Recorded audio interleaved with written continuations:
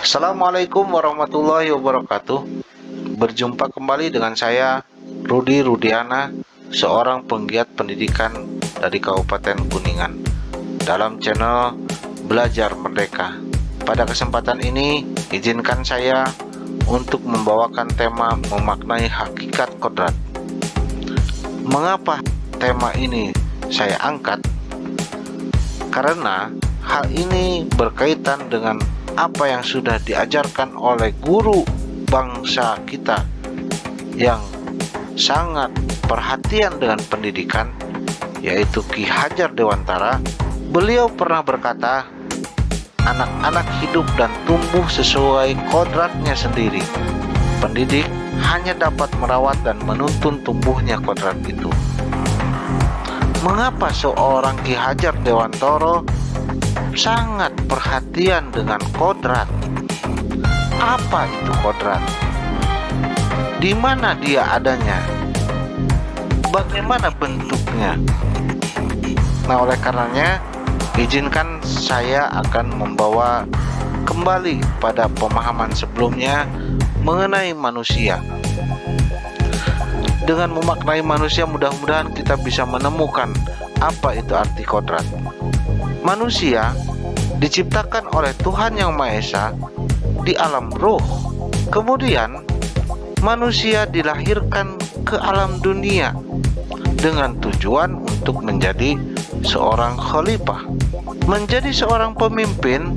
Maka manusia membutuhkan sesuatu untuk menguatkan kepemimpinannya. Maka Tuhan Yang Maha Kuasa memberikan anugerah kepada manusia, yaitu akal dan pikiran.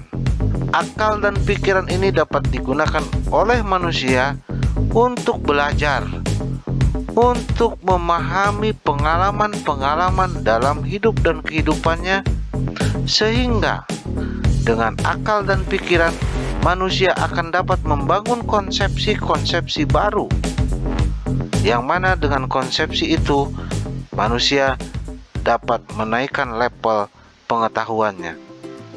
Selain itu juga manusia tumbuh dan berkembang dalam kasih sayang orang tuanya.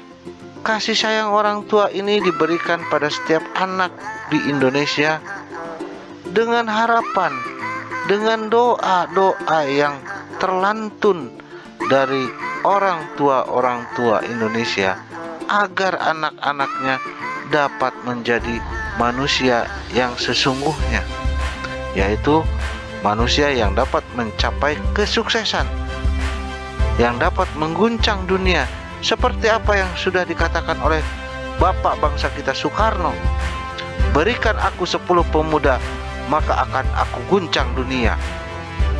Oleh karenanya, sekali lagi saya tegaskan, manusia diberi anugerah berupa akal dan pikiran yang ada di dalam otak manusia. Selain itu juga manusia diberikan anugerah perasaan oleh Tuhan Yang Maha Kuasa. Mari kita melihat Tuhan berfirman dalam ayat suci, disebutkan firman-Nya, kullu ya'malu ala syakilah farabbakum alamu bima huwa ada sabila. Katakanlah, hai Muhammad, setiap orang berbuat sesuai dengan pembawaannya masing-masing, maka Tuhanmu lebih mengetahui siapa yang lebih benar jalannya. Dari sini kita mendapatkan sebuah pemahaman bahwa manusia diberi anugerah syakil. Apa itu syakil? Syakil itu menurut beberapa mufassirin menyebutkan bahwa syakil itu adalah bakat, sehingga bakat manusia ini akan dapat menuntun manusia menuju takdirnya, menuju takdir dalam kehidupannya. Manusia yang gaib, yang tidak bisa dilihat tetapi bisa dirasakan oleh kita, karena manusia itu sendiri berada di dalam wujud yang berupa badan, akan dituntun oleh syakilnya, oleh bakatnya untuk mencapai kesuksesan, untuk mencapai takdirnya. Mari kita lihat otak manusia seperti apa. Menurut ilmu pengetahuan bahwa otak manusia itu terdiri atas otak kiri dan otak kanan. Otak kiri itu adalah otak nalar, otak matematis, otak bahasa, otak ingatan, otak logika, dan lain sebagainya. Sedangkan otak kanan itu adalah otak kreatif, otak konsep, otak imajinasi, otak kesenangan, dan lain sebagainya. Dari sini kita melihat bahwa manusia bergerak sesuai dengan kadar otaknya. Apakah kita akan memulai dari logik menuju kepada kreativitas, ataukah memulai dari kreativitas pada logika? Tergantung bagaimana cara kita berperilaku. Kemudian kalau kita membaca apa yang sudah ditemukan dalam neurologi, bahwa otak manusia ini terdiri atas otak besar dan otak kecil, di mana otak besar ini ada yang disebut dengan cerebrum, ada yang dimaksud dengan lobus, dan lain sebagainya. Jika kita melihat ini yang disebut dengan lobus frontalis. Lobus frontalis ini adalah bagian otak yang dapat menyaring informasi pengalaman manusia untuk kemudian nanti akan disimpan hasil saringannya di sini nih, daerah ini. Ini yang dimaksud dengan otak memori. Ini yang dijelaskan oleh para ahli neurologi. Baik, dari sini kita semakin mengenali bahwa hakikat dari penciptaan manusia adalah menjadi seorang khalifah, dan alat untuk menjadi seorang khalifah adalah akal pikiran dan bakatnya. Siapa yang dipimpin? Yang dipimpin minimal manusia memimpin dirinya sendiri. Secara lebih besarnya adalah manusia dapat memimpin dunia. Bagaimana manusia akan merdeka?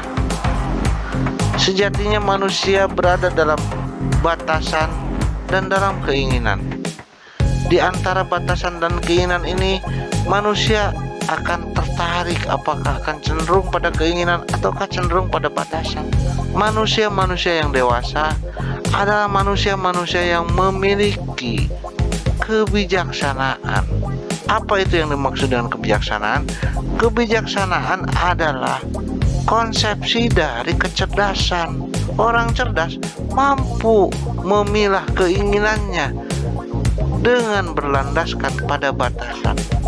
Dengan demikian, maka manusia akan menjadi merdeka karena dia akan bisa menyaring apa keinginannya yang pantas untuk dilaksanakan, apa keinginan yang tidak pantas untuk dilaksanakan.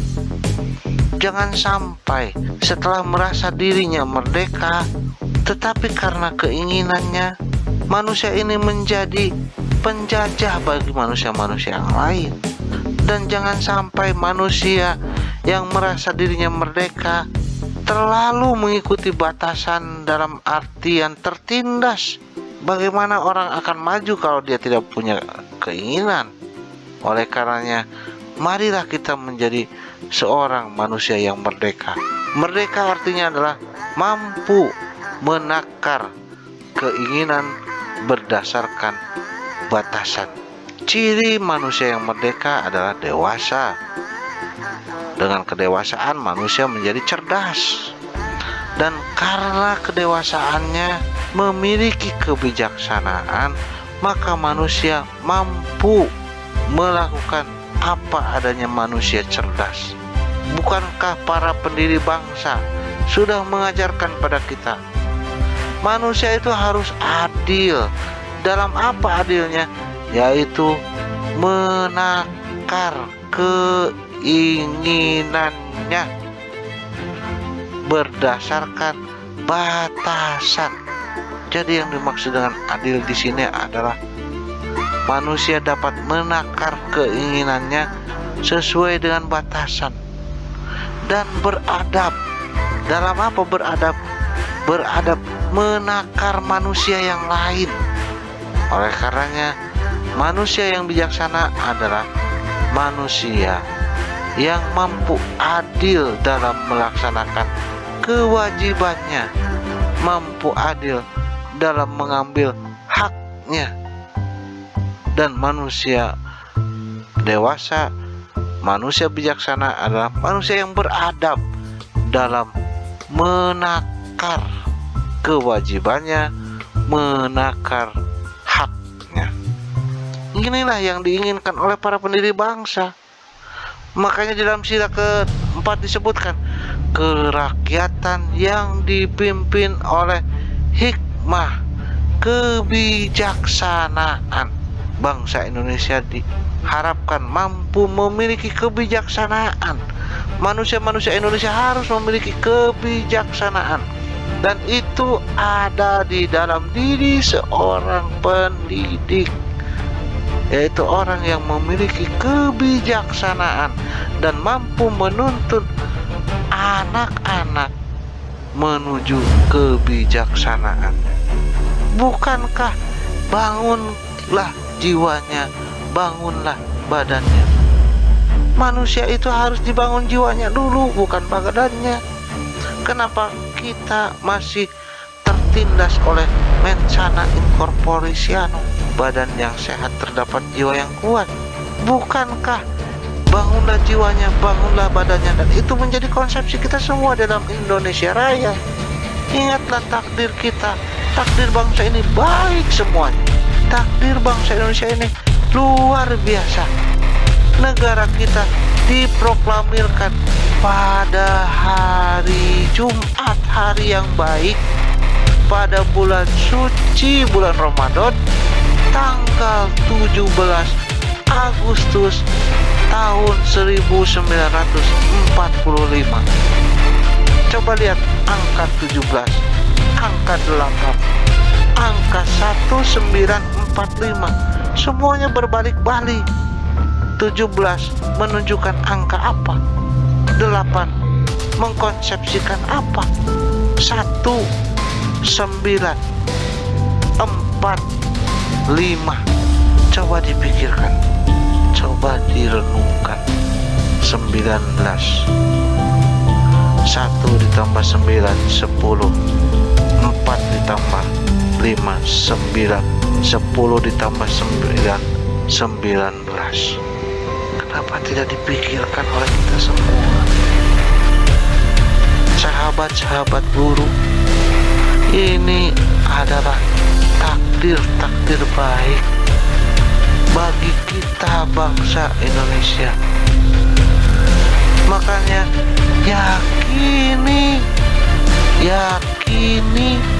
yakinilah Allah berkehendak pada Anda untuk menjadi seorang guru, bukan SK dari pemerintah, bukan SK dari kepala sekolah saat Anda menjadi seorang guru,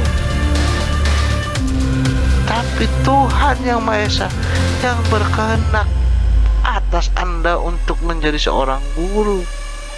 Dan oleh karenanya Anda yang memiliki kebijaksanaan, jadilah penuntun kodrat anak-anak ini untuk menggapai kesuksesan sebagaimana kehendak Tuhan Yang Maha Tahu atas takdir setiap manusia di negeri Indonesia ini, dengan harapan Merdeka Belajar akan menuntun bangsa Indonesia menuju baldatun warobun gopur.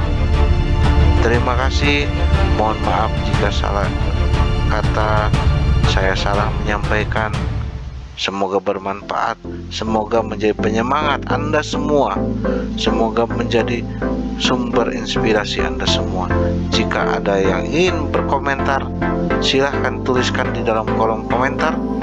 Semoga Anda juga berkenan untuk memberikan like, subscribe, dan jika ada yang ingin berdiskusi lebih jauh, silahkan kita bisa berdiskusi. Terima kasih. Wassalamualaikum warahmatullahi wabarakatuh.